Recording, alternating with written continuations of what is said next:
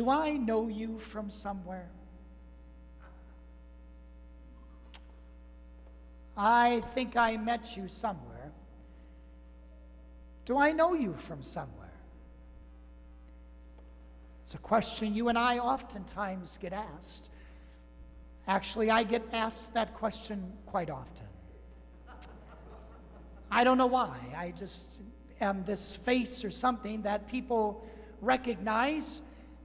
Actually, I don't think it's the face. I think it's the role because, of course, usually when somebody says to me, do I know you from somewhere? I said, well, have you been to a wedding or a funeral lately? And then, of course, they'll look at me with that strange look. And then, of course, as soon as I ask that question, have you been to a wedding or funeral lately? They say, oh, you're a priest, aren't you? Yes, I am a priest. And then, of course, the conversation goes on from there. Knowing people, associating ourselves with people, usually involves a place. Notice how we ask the question, do I know you from somewhere? Because oftentimes, again, we come to know people because of our encounters with them, whether it be at the store, whether it be at school, whether it be at work, whether it be wherever it might be. Oftentimes, we will remember people's faces. We will hopefully even remember their names because of an encounter that we had with them in a particular place. The process of association is incredible, and it's powerful, and it gets and helps us to know, to grow in our knowledge of one another, even if it's just knowing the person's name. So who do you say that I am? Is the question that Jesus asks of the disciples. And of course, there's something apparently about this place, Caesarea Philippi, that inspires Peter, because God knows he's gotten it wrong before. God knows he has messed up many, many times. So here in this place at Caesarea Philippi, as they're about halfway through their journey to Jerusalem, it's important that for all of the gospel writers, Matthew, Mark, Luke, and John, they put this gospel reading right smack dab in its center. Right in the center of the gospel. And of course that's important because of course we realize the disciples have to come to know who this person is that they've been walking with, that they've been observing, that they've been listening to. And yet, they still don't get it until this one moment. Here they are at Caesarea Philippi, and the question is asked of them, who do you say that I am? And Peter gets it right. You are the Messiah, the Son of the living God. So there's something about the place that inspires Peter to receive the gift of insight. And the gospel readers don't tell us why it's Caesarea Philippi. They don't tell us why that place is important. But what is important is that there's something that Peter is open to.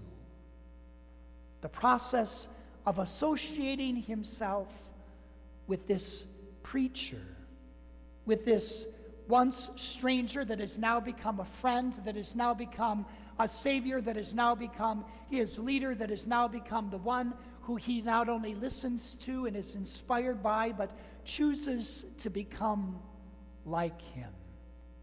So through this process of association, Peter finally is able to make his profession of faith. But notice what happens.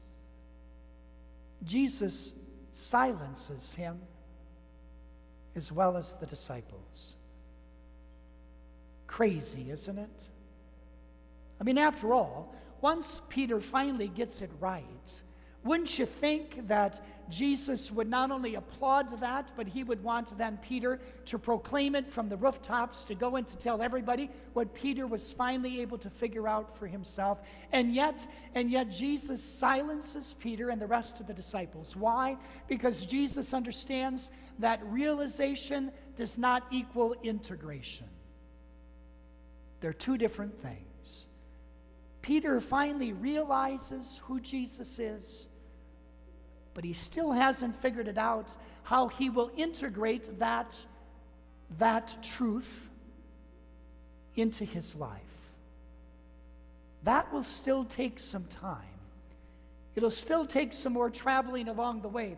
It will still take some associations that go as time progresses. Why? Peter will still have to figure out how knowing Jesus as the Messiah is going to be integrated in his own life. How then he's going to choose to allow that truth to have an influence on his actions and his words and who he will be in these keys of the kingdom that Jesus now hands to him. So realization and integration are different. But one can lead us to the other. It's like the couple I was visiting with a few months ago, celebrating their 63rd wedding anniversary. And I said to them, gosh, you've been married that long. It's hard for me to imagine. I haven't even been living that long. And so you've been married that many years. You probably don't need to even talk to one another anymore. You probably know each other's thoughts. You can probably complete one another's sentences. And the wife looked at me and she smiled and she said, well, yeah, for the most part. But she said, there's something about this old geezer, and those were her words, not mine. There's something about this old geezer that still surprises me along the way. He'll say something, he'll do something that catches me off guard. And she said, I then realized that the mystery of knowing one another is such a gift that it continues to unfold and it never ends. The mystery of knowing one another.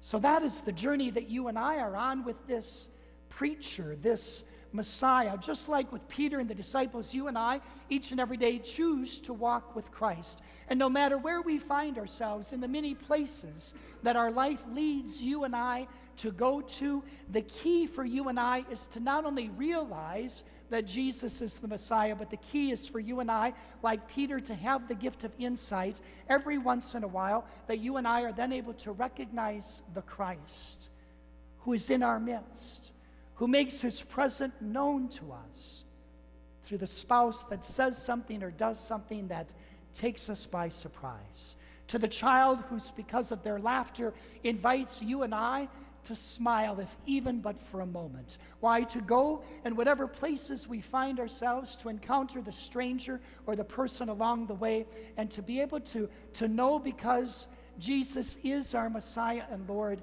that we can recognize him, that we can see him in places we never thought imaginable. And yet there he is. And you and I, why, with amazement on our faces, with hearts filled with gratitude, we look and we see the Christ right in front of us. And we say to him, do I know you from somewhere?